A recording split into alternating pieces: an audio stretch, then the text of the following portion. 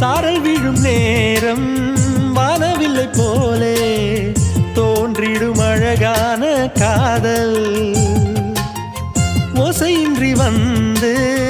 உள்ளுக்குள்ளே வாழும் இளமையின் சங்கீதம் காதல் ரயிலின் ஓசை இங்கே சுகநாத ஸ்வரங்களாக இதயம் இரண்டும் இணைந்து ஓடுமா அழகு பாதம் பார்த்து அவன் சுப்பிரபாதம் பாட சினுங்கும் கொலுசு சுருதி சேர்க்குமா கோடி கோடி மின்னல்கள் ஓடி வந்து பாயுதே